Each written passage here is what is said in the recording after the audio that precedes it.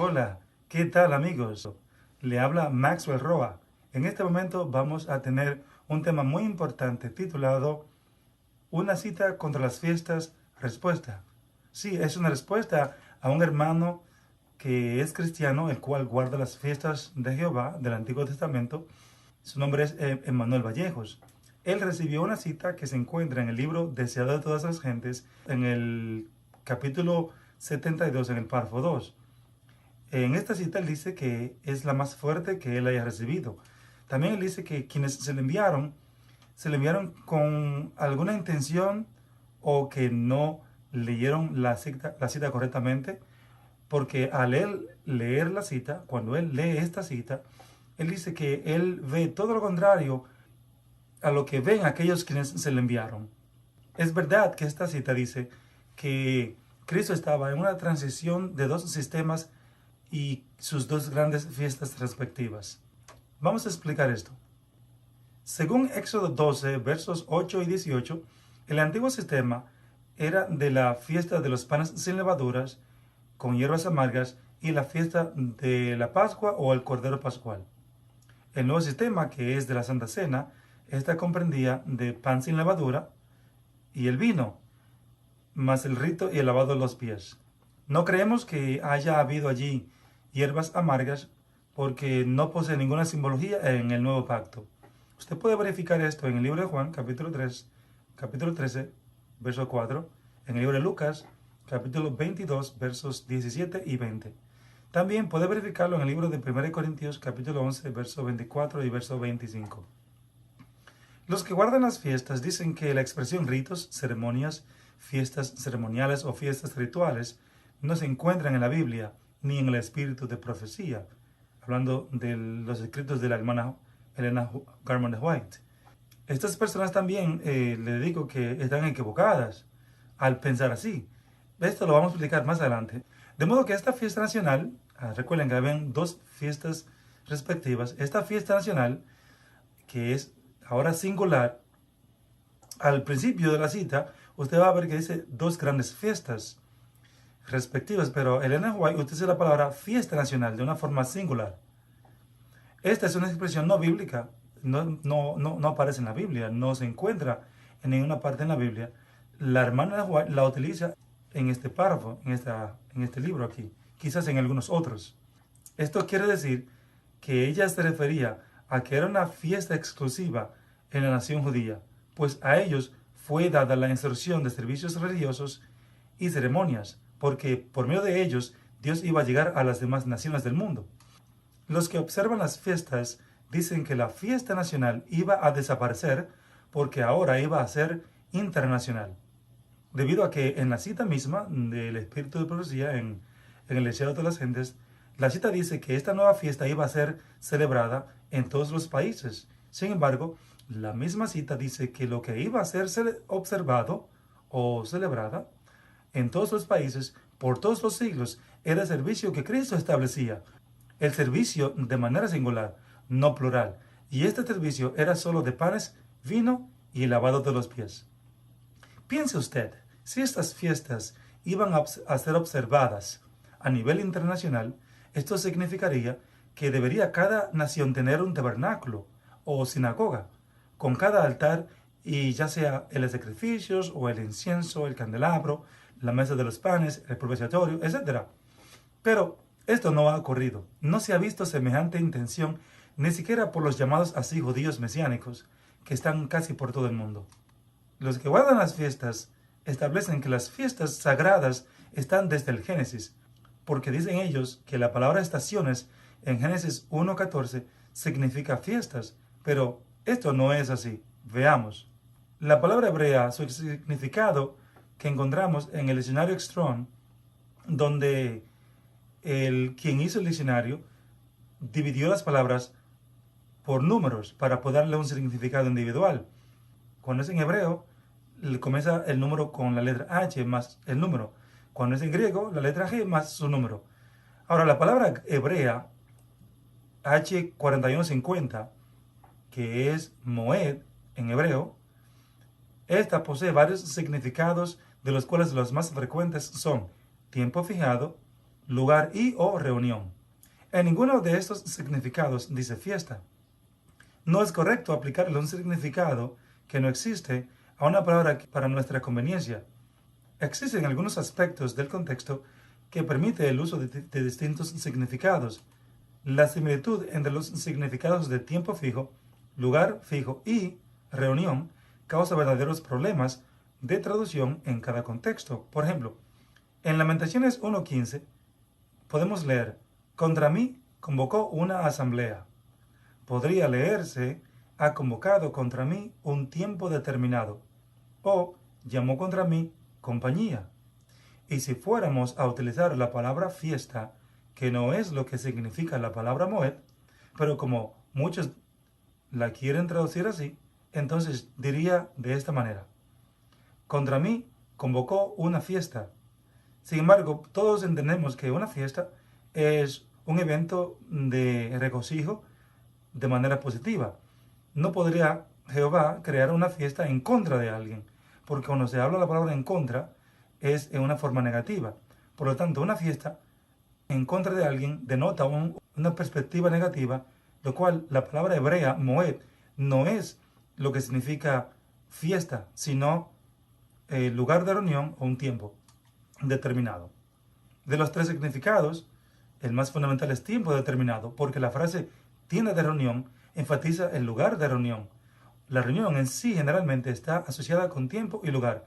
Por ejemplo, si usted va a tener una reunión, usted tiene un lugar donde va a tener esa reunión y también tiene el tiempo o la hora en que va a tener dicha reunión. Cabe destacar que Moisés escribió el Génesis, o por lo menos lo completó, porque se cree que él había recibido, ya sea en pieles o en piedra, en cueros, como te quiera llamarlo, parte del libro de Génesis. Los historiadores dicen que cuando Moisés utiliza la palabra en el Génesis que dice: y estas son las generaciones de, esto quiere decir que él estaba citando una referencia, sea de esta manera o no, en el tiempo y lugar que se completó el Génesis, fue en un tiempo cuando Moisés ya pudo escribir bien el hebreo. En este caso, podemos decirlo de esa manera, porque él estuvo 40 años con Jetro, el madianita, quien era descendiente de Abraham y quien era hebreo. Recuerde que Moisés se fue de Egipto después que mató al egipcio, y entonces duró esos 40 años. Así que recuerde que él era tardo para hablar, porque ya se le había olvidado quizás el idioma egipcio, el de los caldeos, cuando él dijo que él era tardo para hablar. Por eso fue que Dios le dijo que iba a poner a Moisés, a Aarón, para que le fuera por voz, porque él había olvidado el idioma de los caldeos. Así que ellos, Moisés y todos los que hablaban hebreo, utilizaron las palabras en su contexto, o sea, en el de tiempo. Casi todos los cristianos aceptamos la idea de que Moisés escribió primero el libro de Job. Esto quiere decir que si la palabra moed era muy conocida entre los hebreos, entonces en este libro de Job podemos encontrar algo muy interesante. Veamos.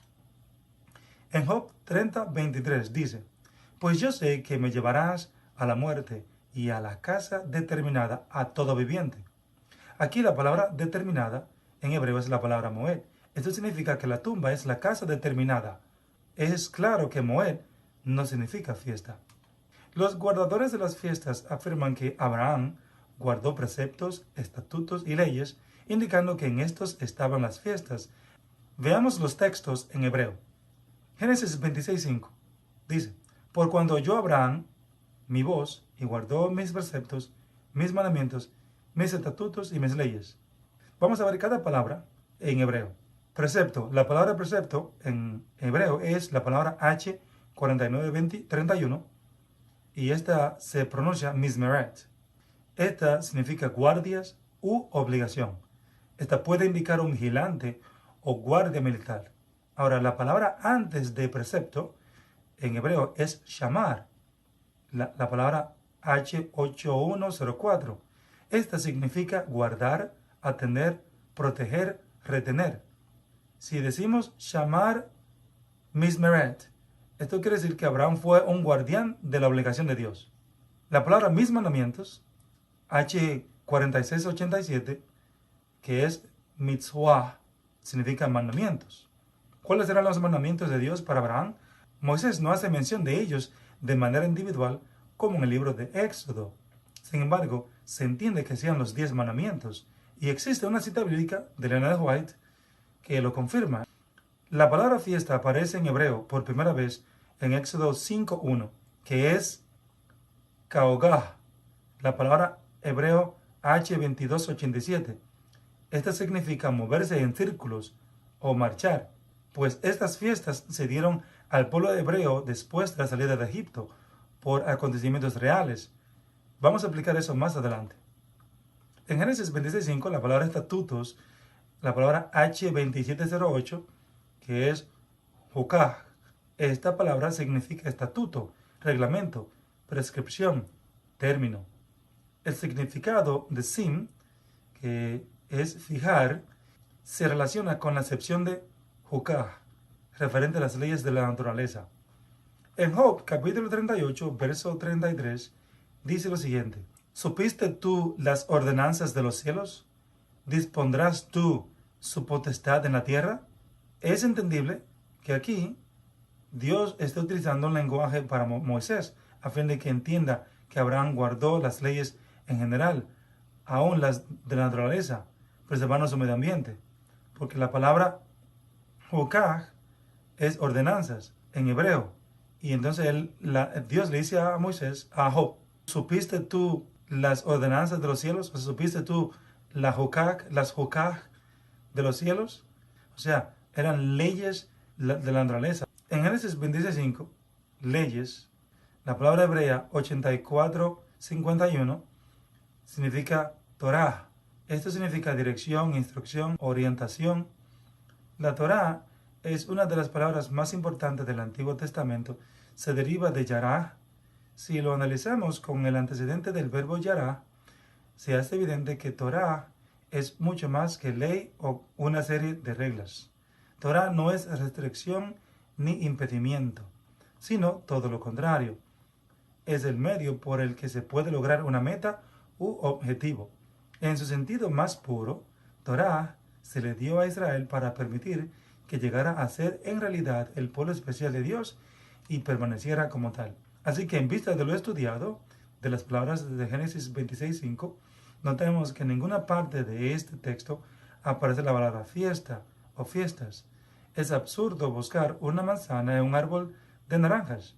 Solo por injerto podría usted encontrar una manzana en ese árbol. De igual modo, si usted quiere buscar una palabra en la Biblia que no existe, solamente porque usted la inserte, podría encontrarla.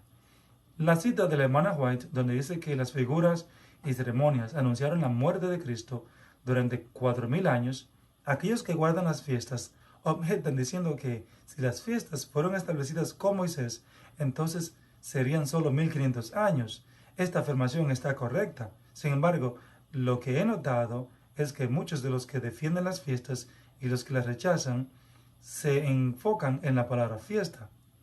Esto no es así, pues en la misma cita, el sistema de figuras y ceremonias se refería a las ofrendas, no a las fiestas, porque las ofrendas vinieron primero que las fiestas, y las fiestas se agregaron en ocasión de eventos históricos. Por ejemplo, la Pascua fue establecida en ocasión de su liberación como esclavos de Egipto, pues Dios los perdonó por la sangre en los dinteles. El ángel destructor no los tocó, sino a los de Egipto.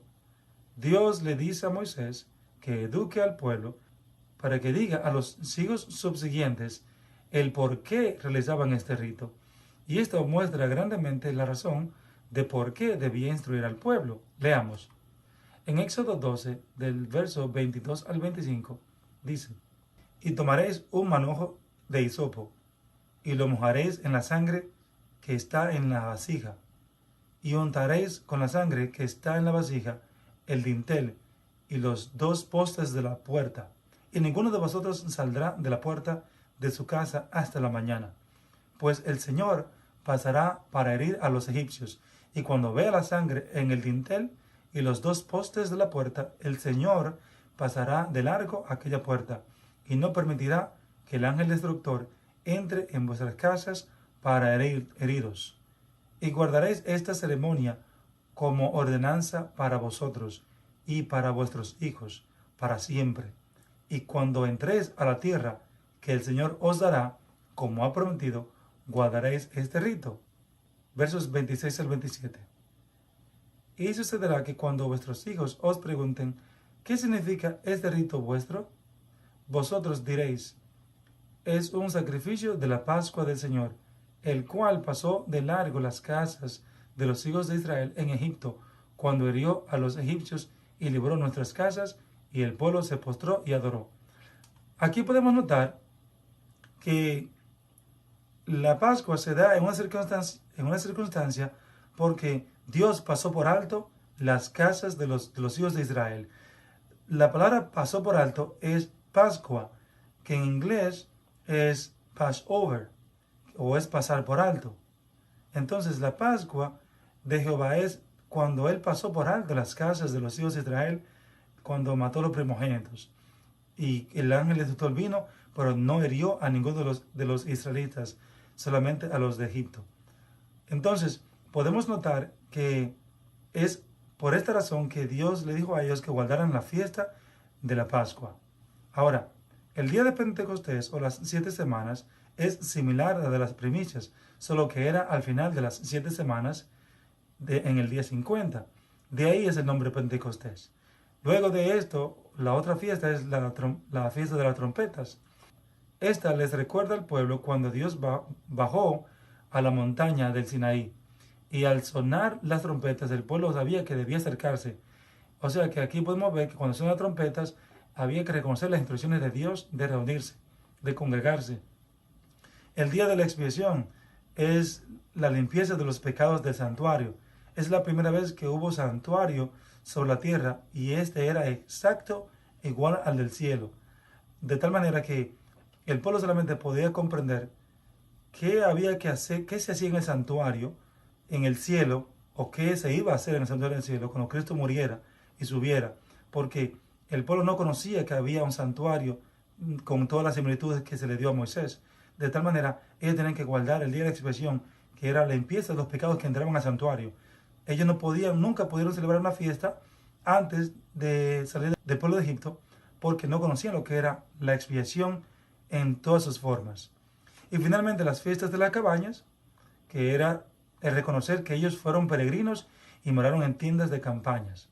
Los que guardan las fiestas dicen que los que las desechan, o sea nosotros, los que entendemos que esas fiestas ya cesaron, ellas dicen que nosotros utilizamos palabras como fiestas ceremoniales, fiestas rituales, etc. Y que tales palabras no se encuentran en la Biblia, ni en el espíritu de profecía. Estas personas están equivocadas, pues la Biblia, así como el espíritu de profecía, sí la utilizan. Vamos a ver. En la Biblia, en el libro de Éxodo, capítulo 12, verso 25, que leímos anteriormente, dice, y sucederá que cuando hubieres entrado en la tierra, que Jehová os dará, como él prometió, guardaréis ese rito. Y este rito era una fiesta ritual. En el espíritu de profecía encontramos, en el mismo libro donde se encuentra la cita, de la página 608, en el párrafo 2, dice, mientras comía la Pascua con sus discípulos, instituyó en su lugar el rito que había de conmemorar su gran sacrificio. Podemos ver aquí que la misma Elena de White utiliza la palabra rito. Así es que los ritos son sinónimos de las palabras como ceremonias, costumbres. Así es que no podemos decir algo en contra de una palabra hasta que conozcamos sus verdaderos sinónimos o antónimos también. Quienes observan las fiestas dicen que esta cita de la hermana White se refiere a las ofrendas. Sin embargo, la hermana White esclarece en la misma cita que esa fiesta iba a desaparecer para siempre y hablaba de la fiesta, de todas las ceremonias que se hacen en ella, todo, ya que la fiesta está ligada a las ofrendas, pues sin ofrenda no había fiesta. Observe este verso. En el libro de Éxodo, capítulo 23, verso 15, dice, la fiesta de los panes sin levadura guardarás.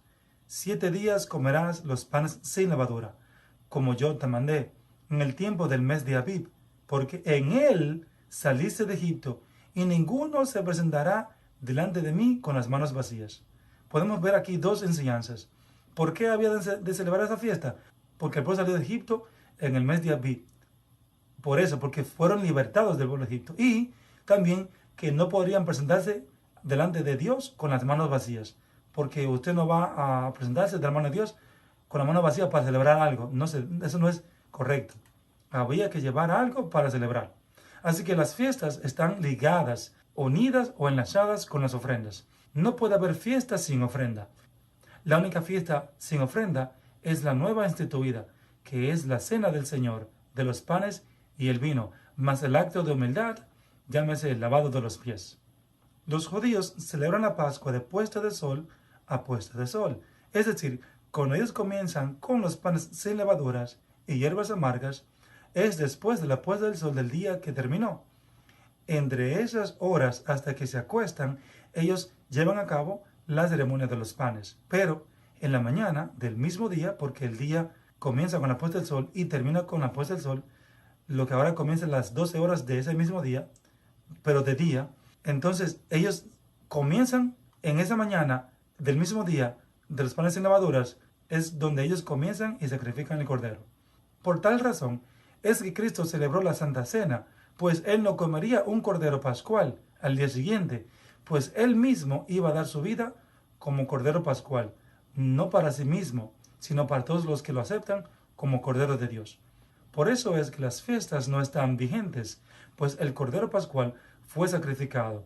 Estas fiestas murieron con las ofrendas por la muerte del verdadero cordero.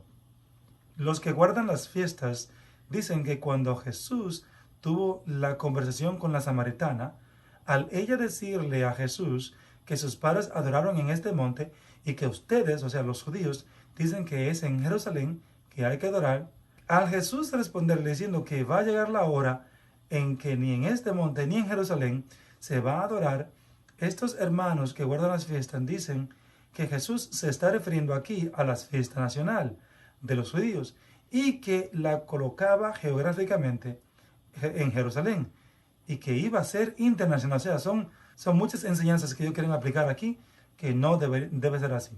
Ahora, esto ni un niño bien letrado en las escrituras se lo creería, pues un texto sin contexto es un pretexto, ya que el mismo Jesús vuelve a utilizar la expresión viene la hora.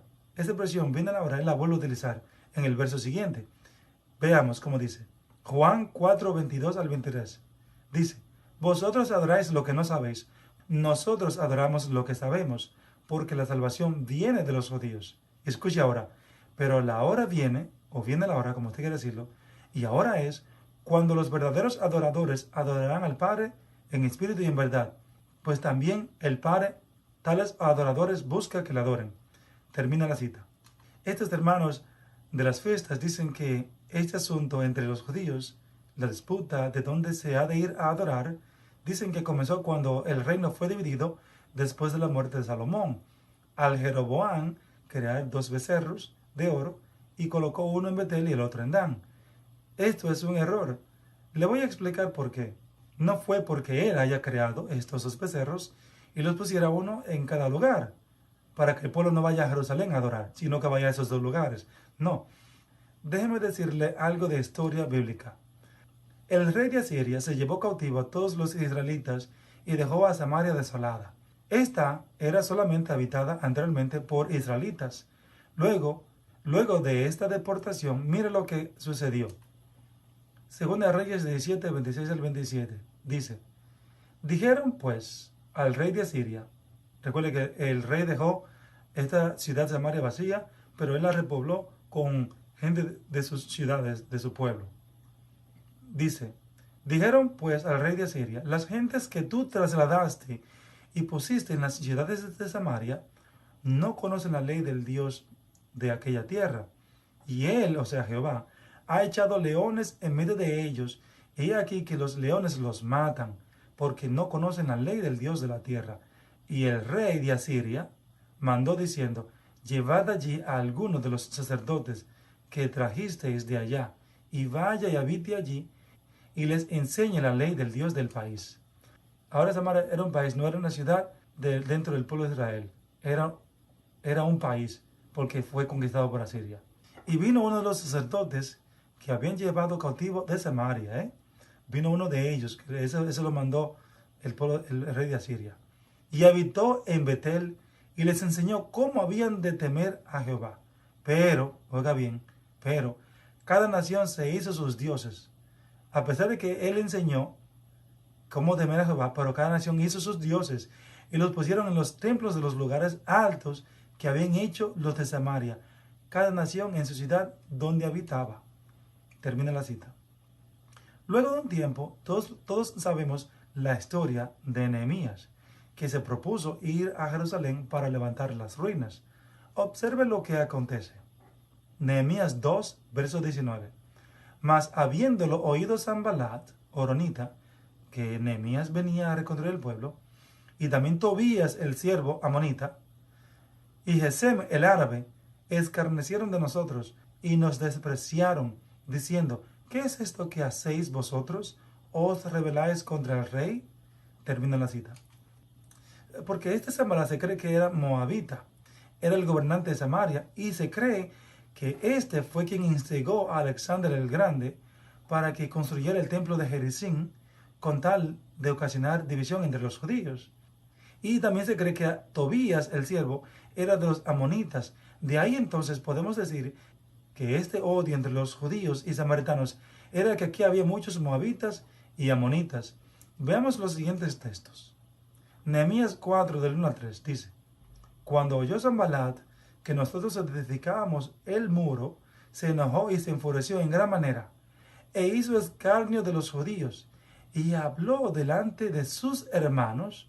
Recuerden que si él es moabita, aquí dice la Biblia que él habló delante de sus hermanos, o sea que aquí había muchos moabitas, y delante del ejército de Samaria. Y dijo, ¿qué hacen estos débiles judíos? ¿Se les permitirá volver a ofrecerse sacrificios? ¿Acabarán en un día? ¿Resucitarán de los montones del polvo las piedras que fueron quemadas? Estaba junto a él Tobías amonita, el cual dijo, lo que ellos edifican del muro de piedra, si subiera una zorra, lo derribará. Termina la cita. Luego que Nehemías había terminado de restaurar a Jerusalén, que está organizando todo lo referente al santuario, mire usted lo que pasa.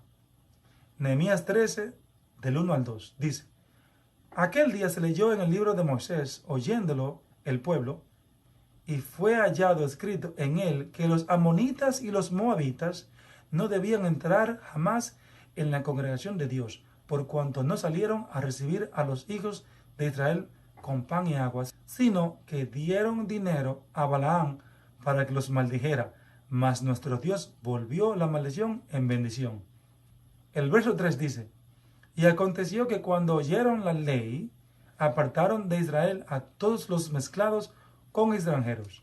Versos 4 al 5 dice, y antes de esto, el sacerdote Eliasib, siendo jefe de la cámara, o sea, una habitación, de la casa de nuestro Dios, había emparentado con Tobías y le había hecho una gran cámara, o sea, una habitación, en la cual guardaban antes las ofrendas, el incienso y los utensilios, el diezmo del grano, del vino y del aceite que estaba mandado dar a los levitas, a los cantores y a los porteros, y las ofrendas de los sacerdotes. Versos 7 a 9. Entonces supe del mal que había hecho Eliasib, ese sacerdote, por consideración a Tobías, haciendo para él, o sea, para Tobías, una cámara, o sea, una habitación, en los atrios de la casa de Dios. Y me dolió, dice Nehemías, me dolió en gran manera, y arrojé todos los muebles de la casa de Tobías fuera de la cámara, y dije que limpiasen las cámaras, e hice volver allí los utensilios de la casa de Dios, las ofrendas, el incienso. Termina la cita. Es una historia un poco larga, pero muy importante para saber por qué el odio entre ellos. En Miqueas 1:5 dice, todo esto por la rebelión de Jacob y por los pecados de la casa de Israel. ¿Cuál es la rebelión de Jacob? ¿No es Samaria? ¿Y cuáles son los lugares altos de Judá? ¿No es Jerusalén?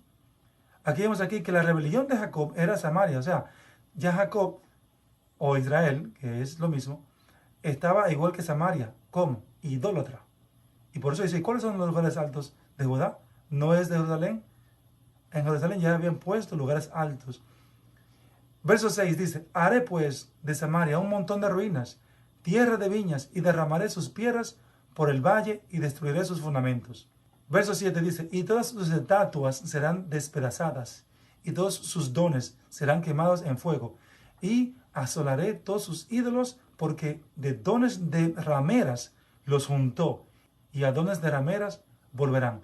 Vemos aquí claramente que Samaria era un sitio muy idólatra, era perverso esa nación, o ese país dentro del pueblo de Israel. Podemos notar el problema entre los judíos y samaritanos. Era tanto de la liga de los paganos, ya sea de los que trajo el rey de Siria y los amonitas y moabitas, como también que un sacerdote fue enviado para que le enseñase a adorar a Dios. Pero estas personas que vivían en Samaria solo incluyeron a Dios en sus otros dioses y lo adoraban a Dios con imágenes. Algo que todos sabemos, que los judíos nunca adoraban a Dios en imágenes, ni mucho menos fueron politeístas. La verdad es que ni el mismo Jesús los declaró como nativos del pueblo de Israel. No que no los quisiera salvar, sino que no eran naturalmente judíos. En ocasión de la sanidad de los 10 leprosos, solo uno vino. Estos estaban entre Galilea y Samaria. Y Jesús dijo al que vino, ¿no son 10 los que fueron limpiados? ¿Y los 9, dónde están? ¿No hubo quien volviese y diese gloria a Dios, sino este extranjero? Eso está en Lucas 17, versos 17 al 18. Vemos claramente que Jesús lo llamó extranjero. Lo conoce, Jesús lo reconoce como un extranjero, no como un natural del pueblo. Esta mezcla ya no los llamaban los descendientes de Manasés o del nombre de cualquiera de los hijos de Jacob. Ahora les llamaban samaritanos con relación al país mismo. Estos mestizos aceptaban el Pentateuco, pero lo pervertieron. Usted dirá, ¿cómo y de qué manera? Sí, de tal modo que en la copia que ellos tenían, recuerden que eran 5 libros, pero en estos libros diferían del Pentateuco que tenían los judíos en más de 2000 oraciones. Por ejemplo, en Éxodo 12:40, en el de los hijos de Israel, o sea, en el de Jacob, en el original, en el Pentateuco original, dice, el tiempo que los hijos de Israel habitaron en Egipto fue 430 años. Ahora, en la versión de los samaritanos, oiga cómo dice, ahora, el peregrinaje de los hijos de Israel y de sus padres, oiga bien, porque los hijos de Israel son Jacob, y sus padres, ¿quiénes son? Isaac, Abraham. Entonces ellos dicen, y también de sus padres, que vivieron en la tierra de Canaán, oiga bien, y en Egipto, porque Abraham, él pasó por ahí, pero no vivió en Egipto, esos 430 años, ni tampoco Isaac. Y ellos dicen que ese tiempo fue de 430 años. Esto no puede traducir, eso es una tergiversación. Han pervertido el libro mismo. Esta mezcla fue tan fuerte que los judíos tradicionales no quisieron aceptarlos a ellos como parte de su nación, de tal manera que no eran aceptados en el servicio del santuario. En el libro de Juan, capítulo 4, verso 22 dice, vosotros adoráis lo que no sabéis, nosotros adoramos lo que sabemos, porque la salvación viene de los judíos. Las palabras de Cristo al decir que ellos adoraban lo que no sabían, se refieren a su idolatría, pues ellos adoraban a Dios en imágenes. Sí, adoraban a Yahweh, a Jehová en imágenes. Era abominable lo que hacían. Así que Jesús le dice que llegará la hora en que los verdaderos adoradores adorarán al Padre en espíritu y en verdad.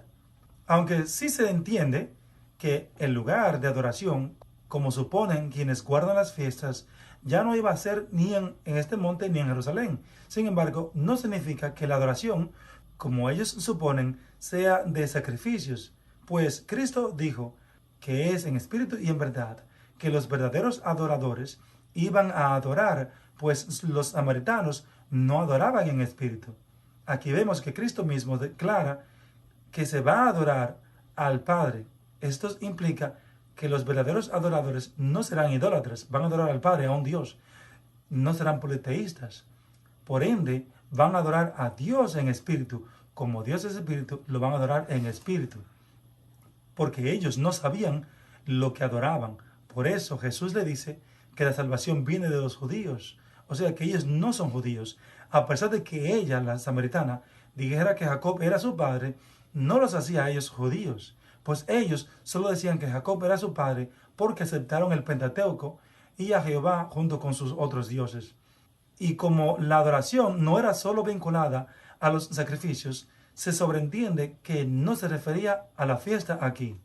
En el libro de Nehemías, capítulo 8, versos 5 al 6 dice: Abrió pues Esdras el libro a ojos de todo el pueblo, porque estaba más alto que todo el pueblo. Y cuando lo abrió, todo el pueblo estuvo atento. Bendijo entonces Esdras a Jehová, Dios grande, y todo el pueblo respondió: Amén, amén, alzando sus manos. Y se humillaron y adoraron a Jehová, inclinados a tierra. Termina la cita. Usted ve, aquí notamos que la adoración no solo es sacrificar y hacer fiestas. De modo que al Jesús decir que vendrá la hora en que los verdaderos adoradores adorarán al Padre en espíritu y en verdad, es que ya no sería en los sacrificios, sino en espíritu, sin fiestas. Es cierto, algo no iba a cambiar, la adoración, pero no en el aspecto festival, sino en el espíritu, y reconocer que Dios es el Salvador. Note lo que la hermana White dice con respecto a la fiesta nacional. Libro de Profetas y Reyes, capítulo 28, párrafo 4, dice: Durante muchos años la Pascua no había sido observada como fiesta nacional. La Pascua, y lo dice fiesta, no fiestas. La división del reino, al finalizar el reinado de Salomón, había hecho difícil esta celebración. Podemos notar aquí que la hermana llama a la fiesta nacional a la Pascua. Esto indica que cuando ella habla en el libro del deseo de todas las gentes, con respecto a la Pascua, no se refería a todas las fiestas, sino a esta sola, que eran dos en una, es a saber, la fiesta de los panes y la fiesta del Cordero Pascual. Aunque usted no lo crea, sí, era una sola fiesta en dos. Así que la cita del deseo de las gentes que recibió este hermano no indica que ella se refería a las fiestas, sino a la Pascua, como ella lo especificó en Profetas y Reyes. Veamos otra cita. En el libro titulado Bocetos sobre la vida de Pablo, escrito por Elena de White, o que también es Life Sketches of Paul en inglés, fueron lentos para discernir hasta el final de lo que había sido abolido por la muerte de Cristo, y para percibir que todas sus ofrendas sacrificiales habían prefigurado la muerte del Hijo de Dios, en lo cual el tipo había encontrado su antitipo, haciendo sin valor las divinamente designadas ceremonias y sacrificios de la religión judía. Elena White dice que las ceremonias y sacrificios fueron divinamente designados, eran sin valor por la muerte de Cristo. Continúa diciendo en el mismo libro: Pablo afirmaba ser uno de los hijos de Abraham y guardaba los 10 mandamientos en letra y espíritu, tan fielmente como lo había hecho antes de su conversión al cristianismo. Pero sabía que las ceremonias típicas pronto cesarían por completo, ya que lo que habían tenido por sombra había terminado, y la luz del Evangelio estaba derramando su gloria sobre la religión judía, dando un nuevo significado a sus ritos antiguos. Bocetos sobre la vida de Pablo, página 63 hasta la 65 en la versión en inglés, Life Sketches of Paul. Aquí la hermana White dice que para Pablo las ceremonias típicas iban a terminar por completo.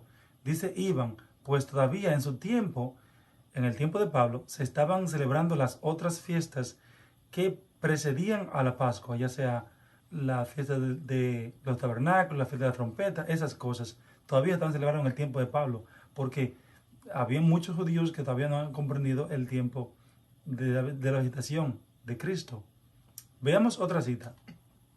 En la Review and Herald, junio 14 del 1898, en el último párrafo en su versión en inglés, dice: Cristo deseaba dejar a sus discípulos una ceremonia que hiciera por ellos exactamente lo que necesitaban, que serviría para desenredarlos de los ritos y ceremonias que hasta ese momento habían realizado como esenciales, y la cual, este rito, la recepción del Evangelio, ya no hacía ninguna fuerza. Continuar con esos ritos sería un insulto para Jehová.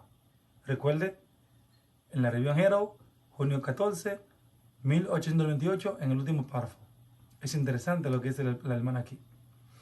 Ella dijo que aquellos que continuaban estos ritos estaban insultando a Jehová. Todos los que guardan las fiestas se enfocan en que los ritos se refieren a sacrificios, Pero esto no es así, porque la palabra rito ya hemos visto que es una costumbre, de manera que son sinónimos, rito, ceremonia, costumbre, son lo mismo. Entonces, de manera que hacer cualquier tipo de fiesta, aún así, sin sacrificios, están realizando una costumbre judía o un rito, porque un rito comprendía de diversas cosas. Usted, aun quitándole algo a ese rito, no deja de ser rito. Usted solo lo está cambiando, pero sigue siendo un rito.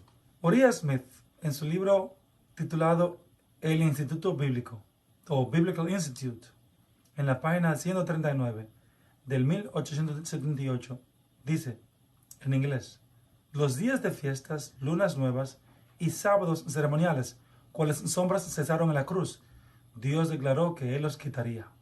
Ve, aquí Uriah Smith cita a Oseas 2:11. O sea que todavía, no solamente la profeta, otras personas que vivían en el tiempo de ella, sí creían que Dios había quitado todo eso.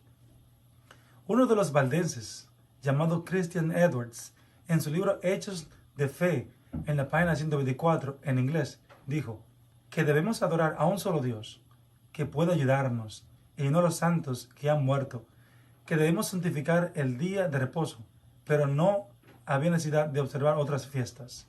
Hemos visto que esto de observar las fiestas es algo absurdo. Hemos visto con los escritos de Ellen White que seguir observando estos ritos sería un insulto a Jehová, pues ya Cristo iba a estar con nosotros todos los días hasta el fin del mundo. Es la oración de este ministerio, Restaurando, que tomes un paso hacia adelante, un paso firme a aceptar la evidencia contundente. Dios te bendiga.